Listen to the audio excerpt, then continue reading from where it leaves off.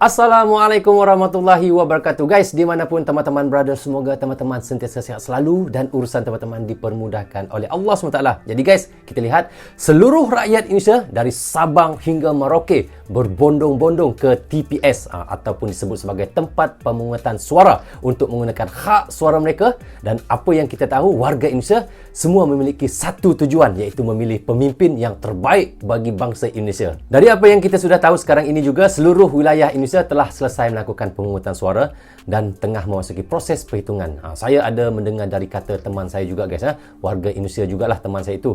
Walaupun sudah selesai pemungutan suara, tetapi menunggu proses perhitungannya agak lama juga. Cuma tak pasti berapa lama. Tapi seperti video yang kita mahu reactionkan guys, seperti yang dikabarkan oleh Mimin Angka dan Data, di era digital ini kita bisa untuk mendapatkan gambaran awal siapa pemenang Pilpres 2024 melalui quick count. Orang sebut namanya adalah quick count ataupun proses hitungan cepat. Dan inilah hasil quick count terkini dari 10 lembaga survey ataupun sumber terpercaya. Jadi guys, bagaimana berita selanjutnya? Tapi sebelum itu saya mohon kepada teman-teman, jangan lupa subscribe untuk Angka dan Data channel dan klik tombol lonceng sekali, tanda dukungan teman-teman kepada channel beliau. Dan di hujung videonya seperti biasa, saya akan memberi sedikit komentar tanpa basa-basi. Ayo kita sama-sama simak video ini. Mari. Rozul Channel. Halo, hai sahabat Halo, Angka Data. hai. Ya. Pesta Demokrasi Rakyat Indonesia pada hari ini akhirnya digelar. Seluruh rakyat Indonesia menggunakan hak suara untuk memilih pemimpin yang terbaik bagi bangsa ini, termasuk kita. Situasi politik di Indonesia semakin sengit pasca pemilihan umum di seluruh wilayah Indonesia telah selesai dan tengah memasuki proses perhitungan. Menurut Undang-Undang Pemilu, penetapan hasil pemilu nasional paling lambat dilaksanakan 35 hari setelah hari pemungutan suara. Hal ini karena butuh waktu yang lama bagi KPU untuk menghitung suara yang valid hingga ditetapkan real count-nya atau suara yang sah. 35 hari guys selepas, iaitu maksudnya selepas pemilu itu 35 hari baru ditahu bagaimana keputusannya. Lama juga guys Saya fikirkan kalau di Malaysia kan kalau pemilunya pagi sampai ke sore pergi kita mengundi kalau di sini panggil mengundi. Kemudian malam jam 8 malam kita sudah tahu siapa Perdana Menterinya. Kalau di Indonesia berbeda Berarti saya baru tahu. Benar, saya baru tahu. Bermakna begitu prosesnya cara mengundi ataupun pemilu di Indonesia makan masa waktu yang lama juga Okey, kita lanjut bagaimana Tapi sahabat Angka dan Data, dengan kemajuan teknologi kita bisa mengetahui lebih cepat gambaran siapa pemenang Pilpres 2024 melalui sejumlah quick count atau proses hitung cepat.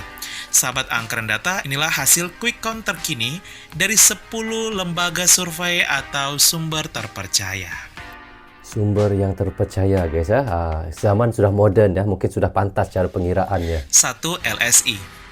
LSI Pertanggal 14 Februari 2024 pukul 17.00 waktu Indonesia Barat, Lembaga Survei Indonesia atau LSI merilis hasil hitung cepat Pilpres 2024 dengan suara masuk sebesar 85,70%. Hasilnya, sebanyak 58,55% penduduk Indonesia memilih Prabowo dan Gibran, 24,72% Anies dan Muhaimin, serta 16,73% memilih Ganjar dan Mahfud. Sebentar guys, saya mau tanya satu soalan lah. Ini pun saya pun tertanya, terngiang-ngiang di fikiran saya, kenapa dia setiap 01 tu ada 2 calon, lepas tu 02 ada 2 orang. Seperti Pak Ganjar ini ada 2 orang. Jadi Pak Ganjar ini kalau terpilih kita tahu sebagai presiden. Yang keduanya ini sebagai apa? Itu yang saya mau tahu lah teman-teman bisa komen di bawah komentar guys. Saya maaf saya tidak berapa tahu juga. Kenapa setiap 01 ada 2 orang, 02 ada 2 orang, 03 ada 2 orang? Itu kenapa? Untuk apa sebenarnya? Jadi itu yang saya mau tahu. Jadi teman-teman bisa komen di bawah komentar untuk penjelasannya Okey, kita lanjut. 2. Poll tracking. Poll tracking. Okey, poll tracking. Di waktu yang bersamaan, salah satu lembaga survei Indonesia yang terkenal yaitu Poll Tracking juga merilis hasil hitung cepatnya. pasangan Prabowo dan Gibran berhasil unggul 59,47% suara, semua pilih disusul Pak oleh Prabowo, Anies dan Muhaimin 23,84% suara, dan yang terakhir Ganjar dan Mahfud 16,69% suara. 3. Indikator politik. Indikator politik. Indikator politik juga merilis hasil quick count mereka. Hasilnya, pasangan nomor urut 2 yaitu Prabowo dan Gibran masih mengungguli hasil hitung cepat sebesar 57,99%. Sebentar guys, kalau kita lihat daripada mula tadi sampai yang ketiga ini, survey mereka semua memilih pada Bapak Prabowo yang lebih ya. Ini adalah survey daripada mereka guys ya.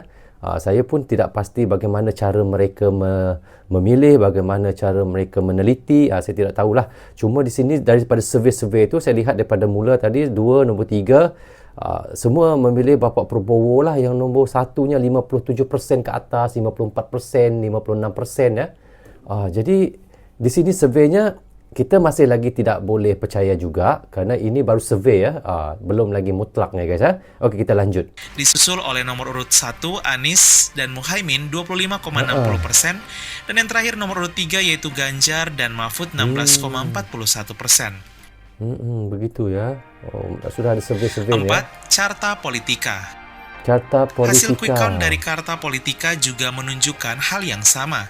Hasilnya, pasangan Prabowo dan Gibran tetap unggul 57,91%, disusul oleh Anies 25,74% dan ya? sisanya Ganjar 16,33%. Hampir sama saja persennya. 5. Politika Research and Consulting. Politika Research and Consulting juga merilis hasil quick count mereka dengan suara masuk 72%.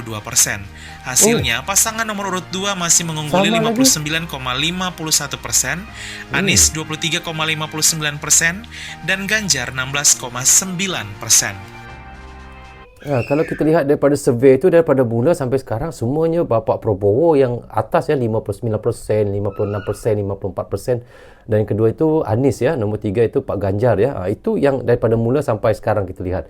Ini adalah survey daripada yang kita lihat yang Angka dan Data Channel sampaikan kepada kita ya. Okey, kita lanjut. 6. CSIS Cyrus. CSIS Cyrus juga merilis quick count mereka per pukul 17.00 waktu Indonesia Barat. Hasilnya, tadi ya. pasangan Prabowo dan Gibran tetap mengungguli 58,42%, disusul oleh Anies dan Imin 24,88%, serta Ganjar dan Mahfud 16,70%. Semakin hebat nih saingan-saingan dia. 7. Litbang Kompas. Litbang Kompas. Okey, berapa persen Versi juga untuk Litbang Bapak Kompas Prabowo? menunjukkan hasil yang serupa dengan lembaga survei lainnya. Quick count yang dirilis pukul 15.44 waktu Indonesia Barat menunjukkan hasil yang sama. Hasilnya, Prabowo unggul 59,68%, disusul oleh Anies 23,39% dan Ganjar 16,93% dengan total suara yang masuk 55,35%. 8. PRC. Okey, PRC juga demikian. Pasangan Prabowo dan Gibran mengungguli 59,45%. Disusul oleh Anies suara tertinggi kedua 23,09% dan Ganjar 17,46%.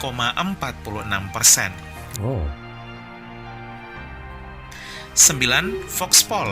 Voxpol pun sama juga. Lembaga survei terkenal lainnya yaitu Voxpol juga merilis quick count terkini mereka per pukul 15.44 waktu Indonesia Barat. Hasilnya, Prabowo unggul 57,79%, disusul oleh Anies 24,32% dan Ganjar 17,90%. Sama aja semua. 10. Angka dan Data Channel. Angka dan Data Channel ya. Sahabat Angka dan Data, setelah membahas sejumlah lembaga survei terkenal dengan hasil quick count mereka, kali ini versi Angka dan Data Channel. Polling dilakukan di komunitas YouTube dari tanggal 13 sampai 14 Februari 2024. Sebanyak 48.000 subscriber atau responden berpartisipasi. Hasilnya, sebanyak 51% orang memilih pasangan Prabowo dan Gibran, disusul oleh Anies dan Muhaimin 25%, dan yang terakhir Ganjar dan Mahfud 23%. Dari 48.000 Sahabat Angka ya. Data, wah ternyata semuanya mengarah kepada pasangan nomor urut 2 sebagai pemenangnya, yaitu ya. Prabowo Subianto dan Gibran Rakabuming. Akan tetapi meski mengantongi suara di atas 50%, namun masih ada satu syarat lagi nih sahabat angkeran Apa, data guys? yang harus dipenuhi oleh pasangan Prabowo dan Gibran agar sah Apa, guys? menang satu putaran saja. Syarat pertama, menurut pasal 6A ayat 3 dan 4 Undang-Undang Dasar tahun 1945, Pilpres satu putaran bisa terwujud dengan syarat paslon presiden dan wakil presiden mendapatkan suara lebih dari 50%. Tentunya syarat pertama ini sudah terpenuhi oleh pasangan Prabowo dan Gibran.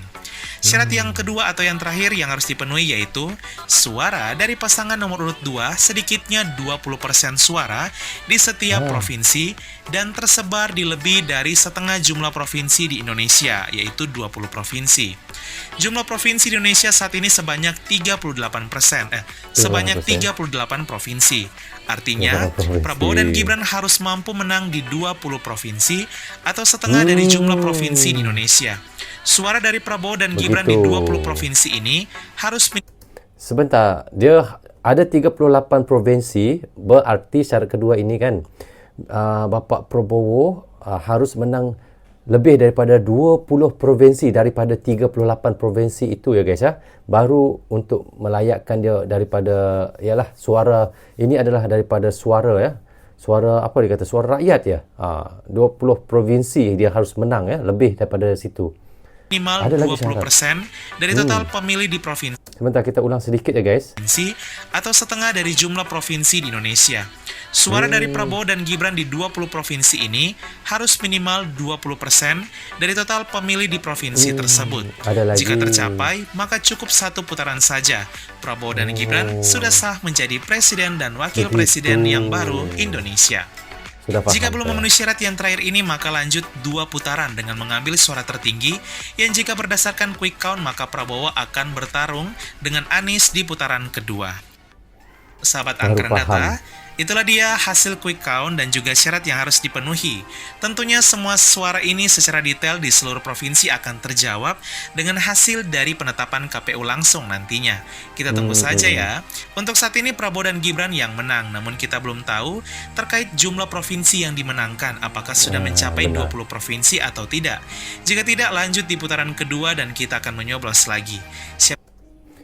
Baru saya tahu guys, kalau daripada segi kita lihat tadi suara, adakah kalau kita lihat daripada suara itu Bapak Prabowo sudah menang ya katanya di situ, tetapi daripada 38 provinsi itu saja lagi.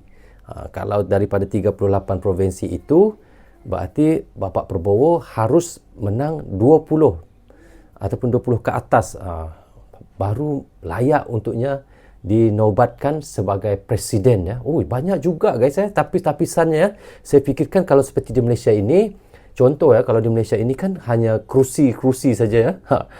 Dapat menang 3/4 kerusi itu sudah kira maaf saya. Kalau sudah menang 2/3 kerusi itu sudah layak untuk dia menjadikan dirinya sebagai pemerintah ataupun sebagai Perdana Menteri ya. Oh, di sana di Indonesia ada berbeza guys ya. Ada daripada suara rakyatnya harus berapa persen, daripada provinsinya lagi berapa persen.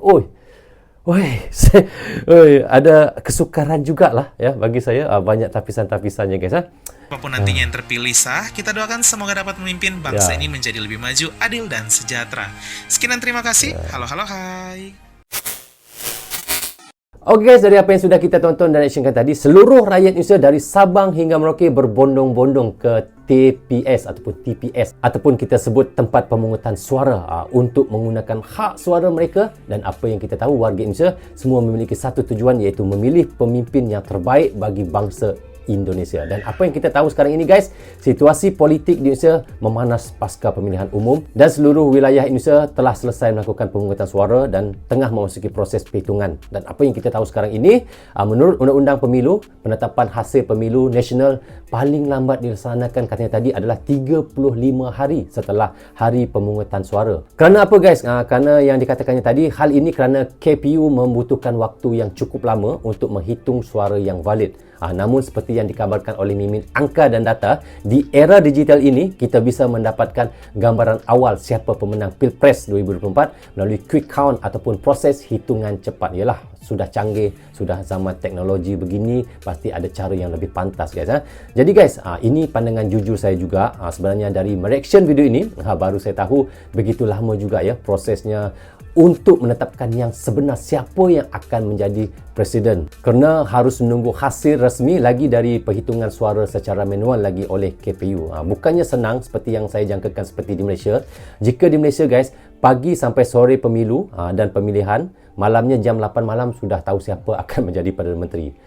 Itu di Malaysia lah, dan sangat berbeza untuk di Indonesia. Walau bagaimanapun guys, saya sebagai tetangga Indonesia sentiasa mendoakan yang terbaik buat Indonesia dan masa depan Indonesia. Apa yang kita harapkan sama-sama, semoga yang terpilih menjadi presiden nanti dapat memberi kemajuan dan kesenangan untuk warga Indonesia dan dapat memberikan Indonesia lebih maju lagi untuk masa hadapan. Itu yang kita harapkan. Jadi bagaimana pandangan kalian? Teman-teman bisa komen di bawah komentar ini. Jadi rasanya sampai di sini saja untuk reaction kita kali ini. Apapun saya ucapkan terima kasih kepada anda yang sentiasa mendukung Brozo Channel daripada dulu sehingga sekarang, dan bagi teman-teman yang baru saja hadir, jangan lupa klik butang subscribe dan klik tombol loceng tanda dukungan teman-teman kepada Brozo Channel. Yang baik semuanya datang daripada Allah SWT.